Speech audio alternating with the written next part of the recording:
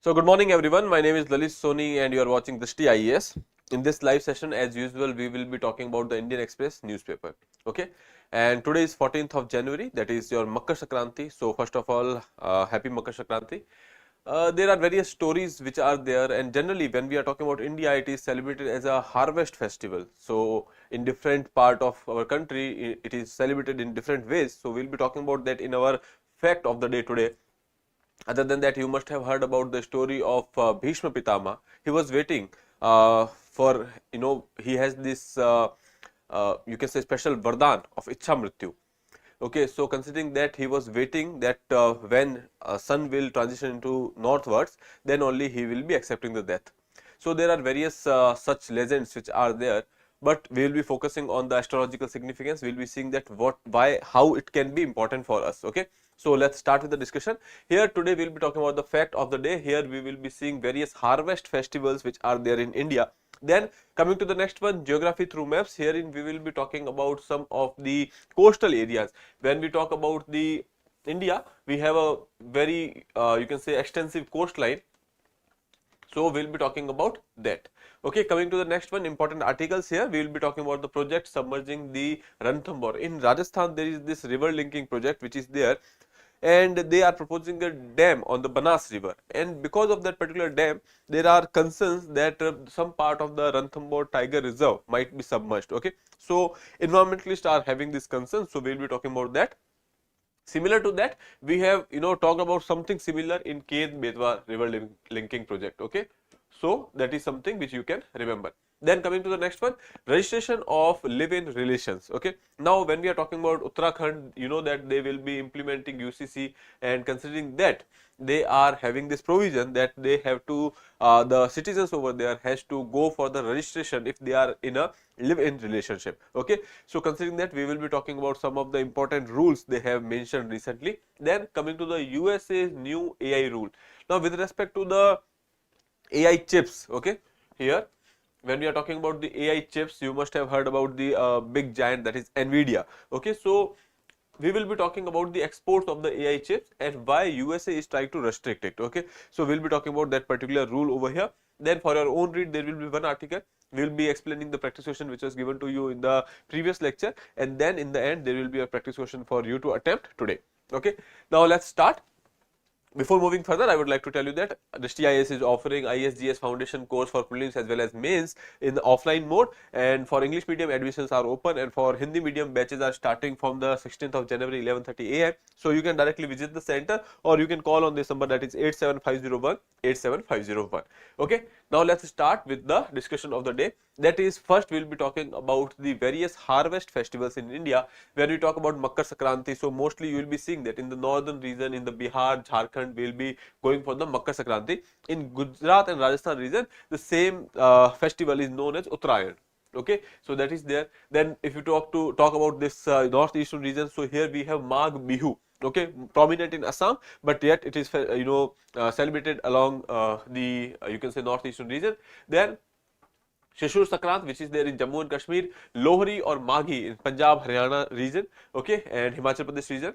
And coming to the Maharashtra, they will also have the Makar Sankranti. Then if you talk about this UP area, they have Khicheri, okay, so that is also there, Khicheri is there. Then Posh Sankranti in West Bengal. So most of the time you will be seeing that Makar Sankranti, Posh Sankranti, Uttarayan, Magh Bihu, these are celebrated on the same time, okay. Then Odisha Makar Sankranti, Peda Panduya, that is in Andhra Pradesh, Tamil Nadu, that is your you can say Pongal, okay, and after that here you can say Makar Sankramana, that is there in Karnataka, and Makara Vilakku, that is celebrated in Kerala. Okay, so these are some of the harvest festivals which are important for your exams point of view as well. Directly they can ask you about these. Okay, then here you can see it marks the transition of sun into the Capricorn. There is this zodiac sign. Okay, so they will be, sun will be having a position in the Makar Rashi or the Makar zodiac sign, the start of the sun's northward journey. You know that when we are talking about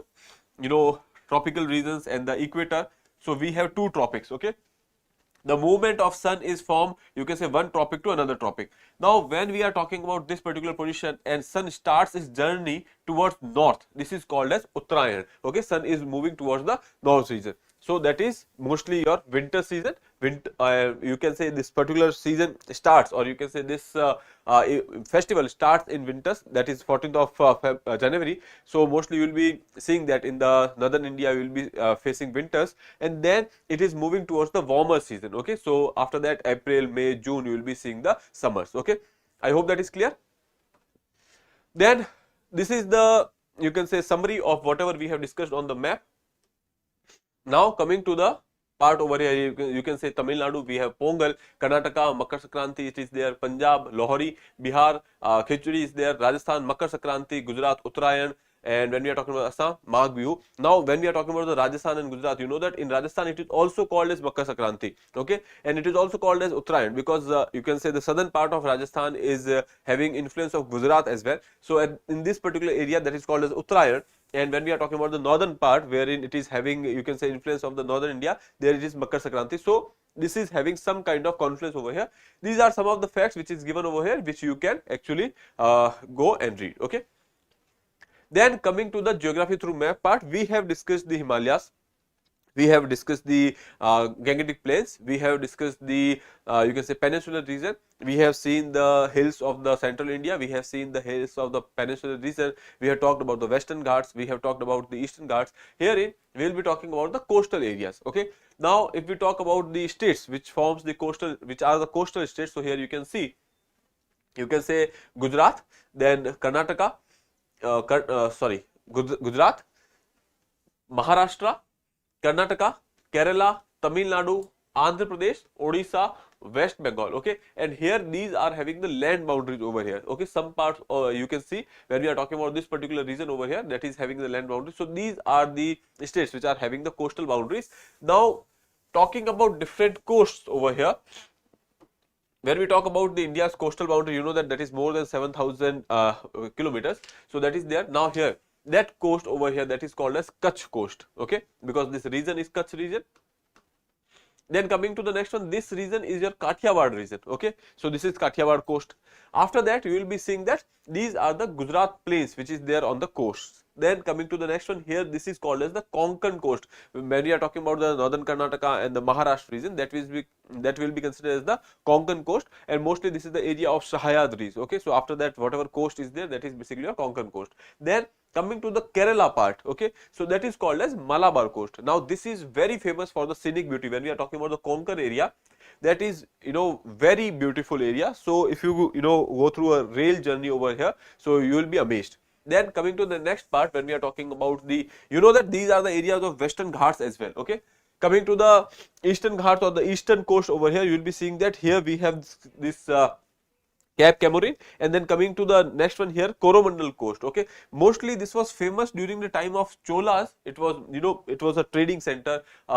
Important port cities were there over here. So that is their Coromandel coast. And then coming to the next one over here, this part of Andhra Pradesh and some parts of Odisha, that is your northern Sarkars. Okay, so this is your northern Sarkar, and after that in the northern part of Odisha, that is basically your Utkal plains. Okay, so that is about different place which we have discussed over here. Now we are not going into very much detail because other features, that is the Eastern Ghats or the some hills and the, you can say, some peaks, we have already discussed. Okay, so that is about it. Now we can move further. Sir, yesterday's PDF is not uploaded, please kindly upload it. Yesterday's PDF has been uploaded, I guess. Let me check once.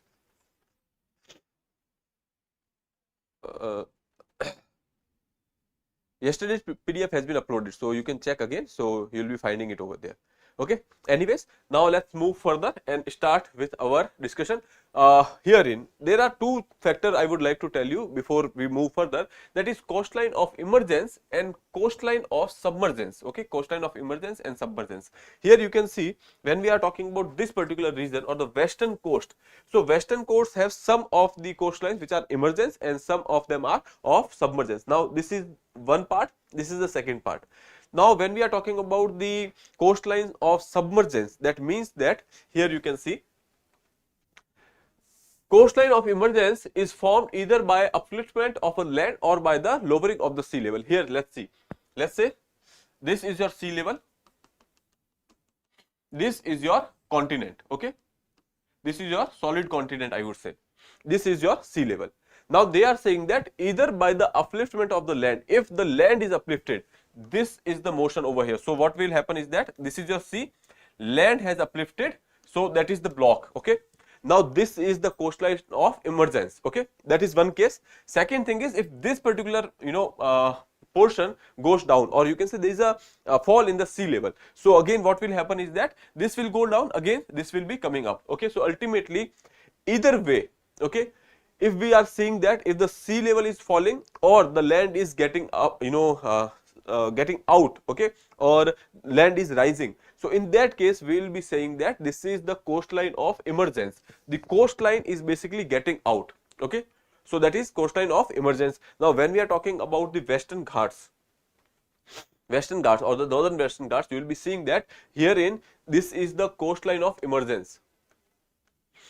Most of the time you will be seeing that in the Western Ghats they are not very wide beaches. Wide beaches are not there. You will be seeing rocks, a lot of rocks. When you go to Juhu, Chopati, this area, you will be seeing that there are black boulders which are there. Okay, why? Because they have seen either the fall of the, you can say, sea level or rise of the continent over here. Now this rise and fall of the continent, these depends on various factors. So we are not going into that right now. Coming to the second one, that is the coastline of submergence. That is opposite of it. Okay, whether the sea level is rising, because of which the land is going below the, you can say, sea water, okay, or the land is submerging. So that is the coastline of submergence. Mostly in this particular area of the Eastern Ghats, you will be seeing that the coastline of submergence is there. Okay, so that is there. Here you can see the east coast of India, especially its southeastern part, Tamil Nadu coast, appears to be the coastline of emergence. Okay, so they are saying that this particular coastlines, sorry, these coastlines are coastlines of emergence. Then the west coast of India, on the other hand, is both emergent and submergent, which we have already seen. The northern portion of the coastline is submergent because we have seen that in the northern portion you will be seeing some beaches, but when we are going downside, so you will not be seeing much. Then Coromandel coast, if you are talking about, this is the coastline of emergence. Malabar coast is the coastline of emergence, but if you are talking about the Maharashtra and Goa, you will be seeing the coastline of the submergence. Okay, so that is there. So you can go through this particular slide once again. Okay, again I would like to tell you that submergence and emergence, if you can say land is rising or the sea level is falling, that is emergence, and if the sea level is rising and land is falling, in that case it is of submergence. Okay, now you cannot specifically say that what is happening when, because in India we are having the mixed kind of coastlines, but there are some important coast which is there, which you might remember. That is basically, you can say, these three things over here. Okay, fine. After the class, I will be uploading it again. So don't worry about it. You will be getting your PDF. Okay. Okay. Now coming to the first part, that is your Rajasthan River Link lifetime project, which is basically submerging 37 square kilometer in the Tiger Reserve. Okay. Now what is happening over here is that earlier also we have seen that because of the infrastructure projects or because of the dams etc. which has been built, because of the river linking projects, most of the time you will be seeing that the environment is getting impacted. Now this is the same case over here as well, which we have seen in the Ken Betwa. In the Ken Betwa river linking project, we have talked about the Panna Tiger Reserve. Panna was having the similar concern in the Ken Betwa, and other than that, you must have heard about the North Koel Reservoir project. So in this, the Palamau Tiger Reserve is there, that is there in Jharkhand. So that is getting submerged. Now there are three instances which is talking about the tiger reserves getting submerged. Okay. Now because of which you must remember that these tiger reserves becomes important for your examinations. Okay. Even in the PYQs etc. you will be seeing that they have asked those tiger reserves or those areas which has been in the news. Okay. And otherwise there are certain, you can say, tiger reserves which are quite important. They have been asked again and again. When we are talking about the PYQs, you will be seeing that there are some options which are getting repeated again and again, and this is the area where you should focus a lot. Okay, these Panna Tiger Reserve and the Ranthambore and you can say Palamau, these are one among them. Okay, so that is there. So now coming to the article over here, dam to cut Ranthambore into two sections. Here you can say on the Banas river they are planning a dam. I will be showing the picture over here first. See, this is the river, that is your Banas river. Banas river, that is there in Rajasthan. Now here you can say, when we are talking about this particular region over here, okay, Banas is a tributary of Chambal river. Now this is the larger Chambal river, and this is the tributary of, you can say, Chambal river. Banas is the tributary of Chambal river, and on Banas river they are proposing this dam over here. Now this Dongri dam, Dongri is a particular place in Samai Madhopur district, and here in the Dongri dam they are actually creating a dam over here in this region, and then this is your tiger reserve. Okay, this is your Ranthambore tiger reserve. Now because of this particular dam, you can see that some parts are being divided. You know, the dispersal of the tigers from one part to another part, that will be hindered over here. Okay, so that is why environmentalists are having this concern over here. Now there are 2-3 things which is important. One is your Ranthambore tiger reserve, that is there in Rajasthan. Okay, coming to the next one, this is the proposed submerged area which is there. So you can say that this is your tiger reserve, and in this particular area also they are having this particular plan, and because of which this part will be submerged. Okay, and then there is this dam. The name of the dam is the Dongri dam. Why? Because it is there in the Dongri village in Savai Madhopur. And talking about the river, river is your Banas river. Banas river is a tributary of Chambal river. Okay, so all these things you can remember. Other than that, you can say, when we are talking about the larger project, the name of the project is related to Banas. Then we have Parvati river. So all these rivers are part of it. Here you can see this is Parvati river. Parvati is also a tributary of Chambal river. Okay, now let's come to the project and let's see what is happening over here. The flagship river linking irrigation project provides lifetime to 23 districts in Rajasthan, submergence of 37 square kilometer in the Ranthambore Tiger Reserve, which has been reported. Then coming to the next one, caused by the largest dam project proposed under the Parvati Kali Sindh Chambal Eastern Rajasthan Canal project. Okay, now Parvati Kali Sindh Chambal, then you can say Eastern Rajasthan Canal project, because that is there in the eastern part of Rajasthan. Savai Madhopur is in the eastern part of Rajasthan. Okay, so that is why the whole name of the project is Parvati Kali Sindh Chambal Eastern Rajasthan Canal project, and under this particular project Ranthambore Tiger Reserve is being you can say impacted, which is part of the ambitious interlinking of the river program. When we are talking about the interlinking of river program, there are various projects which are under the pipeline. Okay, Ken Betwa is one of them. Then coming to the you can say the project over here, what is happening over here is that the channel surplus water of the Chambal river will be sent to the water deficit area. Okay, so surplus water of the Chambal river basin for irrigation, drinking and the industrial use to 23 district of Rajasthan, impacting or benefiting 3.45 crore people. Okay, so that is the development project which is happening in Rajasthan. Okay, the reservoir of whatever reservoir which is proposed over here, that is basically in the Dongri village, which is 30 kilometers from the Savai Madhopur town, and Banas river is there on which this reservoir is proposed. It is a tributary of Chambal. Okay, Ranthambore National Park and the Kela Devi Wildlife Sanctuary. Now when we are talking about the tiger reserve area, in the tiger reserve area we have the Ranthambore National Park and then Kela Devi Wildlife Sanctuary. Okay, so that is mostly you know that we have this you can say, when we are talking about the tiger reserve, that is a larger area under which there will be small protected areas will be there. So Kela Devi Wildlife Sanctuary is part of that. Okay, so both of them are losing some kind of areas. Okay, both of them are having they are facing the issue of submergence. Okay, then coming over here, this constrict the north-south animal dispersion route. As I told you, that will be a hurdle to the animals passing, or you can say there will be a problem in the north-south movement of the animals over here. You can see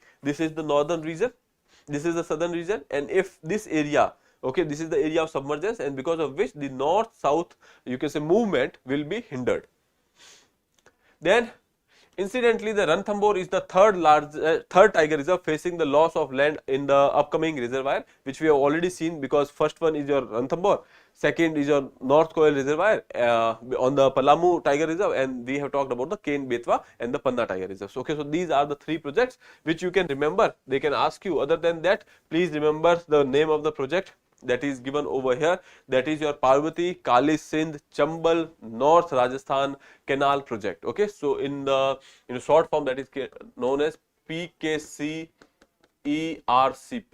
Okay, so that is government's river linking project. Now we have talked about this. Now we can move further to the next one, that is live-in registrations, witness clip for the succession must for the applicants. Now you know that when we are talking about Uttarakhand, they have come up with the UCC, Uniform Civil Code, okay, and they are implementing it, and in that part they have also come up with a provision that the people who are living in the live-in relations, they have to register themselves. Now this is for the safety they have taken this particular step, but the problem is that this is impacting the privacy, okay, right to choice, you can say, right to privacy, and the right to life and personal liberty. So that is impacting that as well. Now whether it will be impacting it or not, or whether anyone will be going to the court or not, that is another story. But right now what they are talking about is that they are saying that there is a provision of the compulsory registration. If you are not doing it, then you will be going to jail as well. There is a punishment provisions as well, okay. Now see, marriage like registration for all live-in relationships,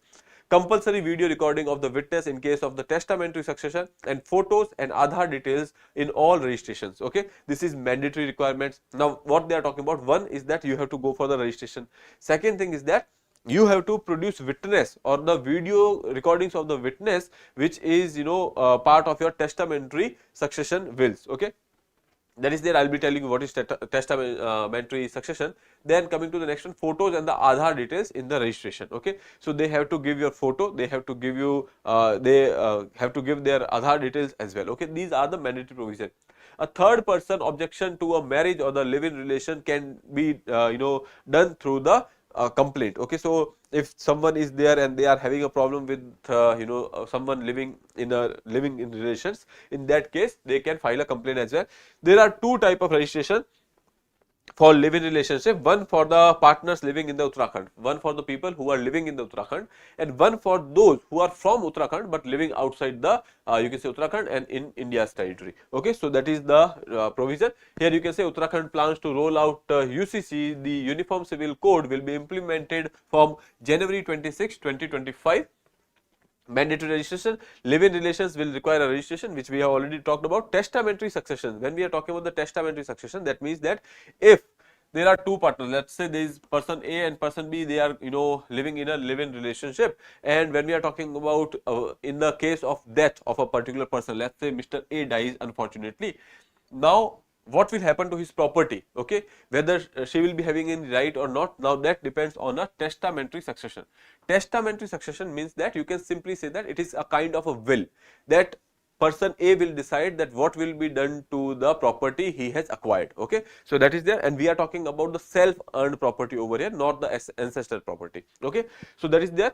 The testamentary succession applicant must submit the witness video recording and Aadhaar details. Now in case of the testamentary succession, okay, what they are doing is that they have to record a witness video, okay, that in the presence of this particular person, I have performed this particular will. Now this will be applicable for all, not only for the live-in relation people, okay. It will be applicable in the normal household etc. as well, okay. So that is there. Applicant must submit a witness video recording and Aadhaar details over here. What is testamentary succession? It is the process of transferring a person's property and belongings to their heirs as per the instruction in their will. So basically they are talking about the will over here, okay. So that is there. Now service under the UCC portal. So when UCC will be rolled out, they will be coming up with the portal. So on that particular portal, you can perform this, you can avail the marriage service, divorce, live-in registrations, termination of the live-in relationship, intestate succession, declaration of the legal heirs, and the complaint registration, okay. So all these things can be done on the UCC portal. Now again I am telling you, when we are talking about the intestate succession, when we are talking about the you can say declaration of the legal heirs, all these things are not only for the you can say live-in relations, it is in general we are talking about, okay. Coming to the next one, witness requirement. Two witness must upload video recording for the testamentary succession declaration, so that it can be justified that this particular will is the original will, okay. So that is there. A special provision when we are talking about the separate registration for the Uttarakhand residents and the non-resident in the live-in relations. We have seen that there will be two categories. One, those people who are living in a living in relation in Uttarakhand, and those who are are in a living in relations but they are outside the territory of Uttarakhand but inside the territory of India, and they are, you can say, having this or you can say they are people belonging to Uttarakhand. Okay. Now children born in such relations must be registered within the 7 days of the birth. Now if you are in a relationship and then there is a child out of that particular relation, okay, so you have to register that child within 7 days. Okay. So these are some of the provisions which has been discussed in this article. Now let's move further to the next one. There are certain concerns as well when we are talking about this particular registration of you can say the live-in relations. Now one is your privacy related issues. Okay. Privacy related issues with respect to the live-in relations. Other than that, also when we are talking about the succession related issues, there are also when we are saying that you have to upload the videos, you have to give the photograph, all these things are basically, you can say, against the privacy of a person. If a person wants to be with a person, then how state has a say in that. Okay. So that is something. Then coming to the next one, bureaucratic challenges, delay due to the training and the portal efficiency. Now portal inefficiency, because these are something new things which are happening, and now you are saying that you have to register a complaint on a portal, and if portal is not working fine, then that is a delay. Okay. So that can happen. Social acceptance, when we are talking about the live-in relations, you know that in India we are not yet ready for it. We are the society is not yet ready for it, because when we are talking about the hinterland India, or when we are talking about the older generations, they are not very you can say accepted accommodative of this particular fact. So now that you are saying that you have to register a relation, that means that you are making it public, then there are high chances that there will be a social stigma which can be attached to it. Okay. People can judge such people, and that can lead to a social stigma. Now that is the problem over here, that social acceptance is not there and you are making it public. Okay. Now if there are two people who are living in a live-in relation, but not much of the people are knowing about it, so they are happy in their small house, but the problem is that once you are going for the registration, okay, now that becomes a public affair. Then coming to the next one over here, access and the awareness, challenges for the rural and the digitally illiterate individuals. Now when we are talking about the succession wills, they have said that you have to upload a video, you have to come up with a video and then you have to upload it. Now the problem is that you are saying that you will be going for a portal. Now problem is that in the hinterland Uttarakhand regions, okay, these are hilly areas, there are high chances that they might not have such kind of internet connectivity over there. Now how will you address that particular issue? Then coming to the legal disputes, potential conflict over the sensitive registrations. As I told you, when we are talking about the registration which are people belonging to different communities, okay, different religion, different caste, in that case that can be a sensitive issue. Now they are going to a court, people are knowing about it, so there are high chances that there can be security related issues as well. Okay. Then coming to the next one, inclusion concerns, marginalization of the underprivileged groups. As I told you, in the hinterland, or those people who are not very well versed with the technology, those people who are not very well versed with the, you can say, economy, such people might be overlooked. Okay. So that is some of the concerns with respect to the new provisions which are made under the UCC.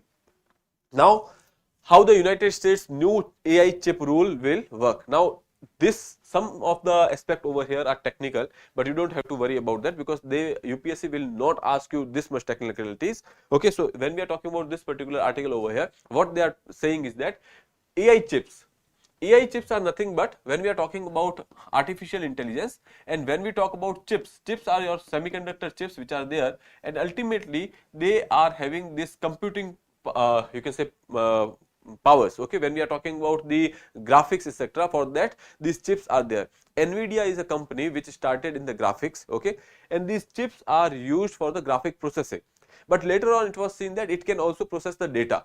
Now it can process the data, and when we are talking about the AI models, the whole job is basically data analysis and the process, because you will be inputting the data and AI will be working on that particular part. Now since AI is a emerging technology which is there, and everyone want to have a monopoly over here, when we are talking about China wants to have a, you can say, sway on when we are talking about the technology, they want to be at peak. Okay. When we are talking about USA does not want that China have the latest technologies. All these things are there. Considering that, USA said that such AI chips we will not be exporting to some countries. Okay. So some restriction they have been putting over here. Now let's see. The US government on Monday said it will issue a new regulation to regulate the flow of most sophisticated US designed artificial intelligence chips and the technology to other countries. So basically they are saying that they will be putting some kind of restrictions. Okay. Now the restrict the export of the chips known as the graphics processing units, that is GPU. As I told you, these GPUs were initially designed to process the graphics, okay, in the game application, etc. But later on it was seen that it can process the data as well. Okay, so that is one of the thing. The specialized processor created to accelerate the graphic renderings, but beyond their gaming applications, NVIDIA to process different piece of data simultaneously. So basically they realized that it can do that as well.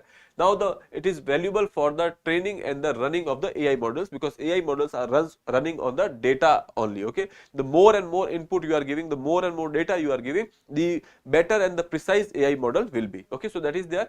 Now for example, OpenAI's ChatGPT is trained and improved on the tens of thousands of GPUs. Now GPU is the basically unit of as I told you, that is graphics processing unit. Now thousands of GPUs are there when we are talking about the ChatGPT. The number of GPU is needed for an AI model depends on how advanced the GPU is. First, how advanced the GPU is and how much that particular application need it. Okay, and how much the data is being used to train the model, the size of the model itself, and the time the developer wants to spend on the training of it. Okay, so basically let's say in ChatGPT they will be using GPUs. How you can say what will be the size of that particular GPU, okay, or you can say here they are also depending on the how advanced the GPU is and the kind of data you are giving to process the kind of data you are giving the ChatGPT to train itself. So, okay, on these factors this will be depending. Now what is the new regulation? As I told you, to control the monopoly, or you can say to control the flow of these GPUs in the global trade or the world market, they have restricted it because they do not want that it becomes something, a tool of smuggling, or you can say it does not go to the China. All these things are there. Now to control the global access to AI, US is expanding restrictions on the advanced GPUs. The limit on the GPU for the most countries will be there. Okay. Now there is some kind of technicalities which has been discussed over here. They have put a cap. We will be talking about that over here. Okay. Coming to the next part, greater visibility to US authorities about who is using them and helping to prevent GPU from becoming or the being smuggled to China. So basically that is the biggest concern. They are saying that with these restrictions they will be able to see that who is using these GPUs, and second thing is whether it is being smuggled to China or not. Okay, next part is which place can get unlimited AI chips over here. So basically they are putting restriction on some of them are outside the restrictions. So here Australia, Belgium, Britain, Canada, Denmark, Finland, France, Germany, Ireland, Italy, Japan, Netherlands, New Zealand, Norway, South Korea, Spain, Sweden, Taiwan plus United States. These are the countries which can have unlimited use of these AI GPUs. But the thing is, India is not part of it. So please remember that India is not part of the relaxations. Okay.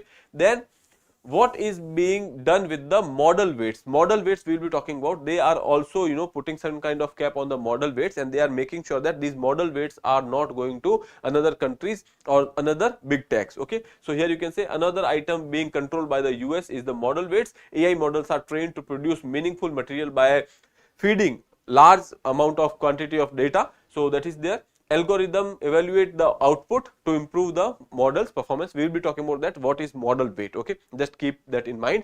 Right now here you can say the US government has expanded its restrictions on the export of advanced AI chips, particularly GPUs, which are essential for training sophisticated AI models. Now they are simply saying that they are restricting the GPUs or the export of the GPUs which are used to train the sophisticated AI models like ChatGPT. These restrictions aim to control the flow of advanced AI technology to prevent its misuse in countries like China, where USA has concern over the national security. Okay, so that is the second thing. Now let's see why are these rules being implemented. First is the national security concern, that USA does not want that this kind of technology goes to China. Now US aims to prevent its advanced AI chips and the technology from being smuggled or being misused in the countries like China. Second, preventing competitive risk. As I told you that everyone wants their monopoly. So by controlling the flow of the high performance GPUs, USA wants to maintain its leadership in the AI technology globally. Okay, so that is about the reasons reasons behind the implementation. Now model weights. Now you have a Chat GPT tool. Okay. Now when this tool was designed, at that point of time, a lot of data has been given. A lot of data has been given to go for the comparison, processing, etc. Now there are certain factors. Let's say there is a cat and you have told the Chat GPT, you have given some of the pictures and you have told Chat GPT that you have to identify this particular cat. Out of these pictures, what is cat?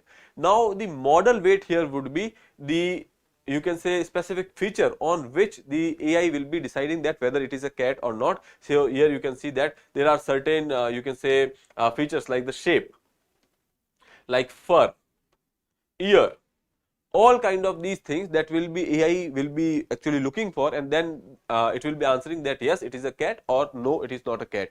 Now these information which has been given to AI first for the analysis, that particular information will be considered as the model weights. Now let's talk about this in detail over here. In simple words, model weights are the knowledge that AI model learns during the training. They are the value that help the AI make decisions and prediction based on the data. Okay, so that is there. Initially you have given thousands of the picture and then you have told now this is cat, this is apple, this is bat, all these things you have told the AI. Now these values, these knowledge which you have given to the AI, these inputs which you have given to the AI, that is called as the model weights. Okay, now for example, imagine you are training an AI to identify cats in a picture. Okay, now the model learns by the adjusting these weights to recognize the patterns like shape, fur, ear that are specific to cat. Okay, now AI will be seeing that if we are talking about that this is the cat, so it will be recognizing the feature, it will be taking these features. Okay, then these weights are like the brain of the AI. They store all the rules and the patterns the AI need to perform its task. The controlling model weights ensure that the sensitive AI systems can't be easily copied, misused or modified by others. Now as I told you, this is your AI system and you have given some kind of information. This is the information, or these are the patterns on which AI will make the decision.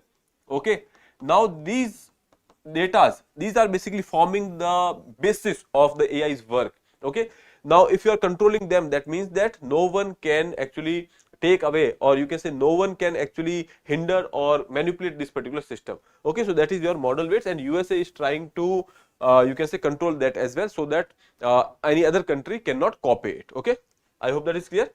Now coming to the next part here, Jammu and Kashmir is crown of the country, need to be prosperous. PM opens a new gateway. They are talking about the Jad Mo Tunnel, which we have already discussed yesterday. Now here you can say the Prime Minister inaugurated the Jad Mo Tunnel, aims at improving the all-weather connectivity between Ladakh and the Kashmir. Okay, here you can say location is 6.5 km Jad Mo Tunnel, located at 8,650 feet in the Ganderbal, Kashmir, bypasses avalanches prone areas, okay, on the Srinagar Leh highway. Now when we are talking about the all weather connectivity, because of the avalanches and the snow caps etc., there are chances that earlier this route used to be blocked, and that is why they have come up with this particular tunnel that is all weather connectivity, that will be providing the all weather connectivity. It was built under the Tajivas Glacier. Okay, so please remember this particular name, that is Thazivas Glacier, and the tunnel has been renamed as the Sonmarg Tunnel. Okay, Jad Mo Tunnel or the Sonmarg Tunnel. Now why this is Sonmarg Tunnel? Because it is connecting the Sonmarg, connected to the Sonmarg area as well. Now Sonmarg is a tourist place. Okay, so that is why you will be seeing that it is giving impetus to the tourist economy as well. Other than that, the national security. Now built at the rupees 2400 crore project, it begins in 2015 under BRO, but later it was developed by the National Highway and the Infrastructure Development Corporation Limited, that is NHIDCL. Okay, strategic partnership. It has been paired with the Zojila Tunnel. It improves the road access to Ladakh, reducing the route by 6 km between Srinagar and Ladakh. Okay, now Zojila Tunnel, that is there. Basically when we are talking about the whole project over here, so this is the larger project. Okay, now Zojila Tunnel, 14.15 km, Asia's longest bi-directional tunnel, will ensure all weather connectivity between Srinagar, Kargil and Leh. Now that is why this Zojila Tunnel becomes important, and now since this is, when we are talking about the Jad Mo Tunnel, this is providing more connectivity, or you can say lessen the journey, and that is why it becomes even more important. Now strategic significance, ensure year-round connectivity to Ladakh for the military and the civilian needs. Okay, now this is the picture over here. when we are talking about this particular Srinagar region, and here you can say this is your Kargil region, this is Dras. Now here you can see this is Ganderbal, and now this is the area where you will be seeing that this particular tunnel is there. Now because of its shape, that is called as the Jad Mo Tunnel. Here you can see this is the Kangan, and then here we have Sonmarg. Okay, so that is why it is called as, you can say, Jad Mo Tunnel or the Sonmarg Tunnel. Okay, then here this area over here is basically your Zojila Pass, and ultimately we are having a Zojila Tunnel over here as well. Okay, so I hope that is clear. So this is about Jad Mo Tunnel. Coming to the next one, here for the editorial analysis, we have this RBI's fewer options. Okay, now recently there was this article which is talking about the inflation and RBI, what kind of options RBI has. So here in this article, some of the trends has been given for the Indian economy. So let's see, retail inflation has decreased from 6.21% in October to 5.22%. So here we have seen that some kind of relaxation is there in the inflation. Okay, why it is that? Because of the reduction in the food prices. Here you can say consumer food price inflation fell to 8.39% in December from 9.04%. Earlier it was 9.04, and right now inflation is higher because of this food inflation only. Okay, then coming to the next one, rupee continued to be weakened and crossing 86 marks against the dollar. So that is one of the bad news for India. Coming to the next one, India's foreign exchange reserve dropped from 701 billion in October to 634 billion in January 2025. Now that is also a negative thing. You can see India's GDP growth slowed to 5.4% in the second quarter in the financial year 2025. So that is also one of the concern. Then NSO estimates is that we will be growing below 6.4% in the next fiscal year. Okay, so these are the some of the trends which are there. Other than that, also there are something like likelihood of the further US Federal Reserve rate hike. If US Federal Reserve rates hike are there, that means that the yield will be better in the USA. When we are talking about your stock market and bonds, etc., so we will be seeing that there will be better yield. Other than that,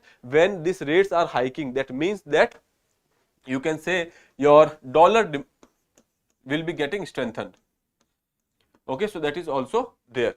Then coming to the next one, the 10 years US bond yield rose to 4.78%. that we are talking about the bond yield, na? So because of which you can say that if the bond yield is increasing in USA is giving better returns. If USA is given better returns, that means that the money will be invested in USA. Okay, so we have seen that there is an outflow which has been seen in the last few months towards USA. Okay, towards USA as well as China, but India has witnessed a outflow in the foreign portfolio investments. So that is the next part. Now what is the policy options with the RBI? Now we are saying that the inflation is falling. Okay, if inflation is falling, that you can go for the monetary easing. Okay, easing monetary, that means that reducing the repo rates. Then coming to the, however, weakening currency, declining reserves and the global rate hikes limits the RBI's choices, because when we are talking about the RBI has the two things to cover. One is your growth, second is your inflation. Okay, so considering that RBI is walking on a tightrope kind of situation right now, so you can go through this particular article. I hope that is clear. Now we can move to the next part, that is for your own read. There is this article, what is Genome India project? We have already discussed it, and other than that, if you want in detailed analysis, we have discussed this article in the In Focus series. Okay, so you can go in today's In Focus, we have talked about Genome India project. Now practice question, which lake is integral part of the Panama Canal's functioning? Gatun Lake, Lake Maracaibo, Lake Titicaca and Nicaragua. So option A is your right answer. Yesterday we have talked about this. Now for your today's practice, there is this question, which river will have a dam constructed on it under the PKCERCP project? Chambal River, Parvati River, Banas River or Kane River. Okay, so you can attempt this question and answer to me in the comment box. With that, I would like to take your leave, and if you have not subscribed the channel, please subscribe it. Have a nice day. Thank you.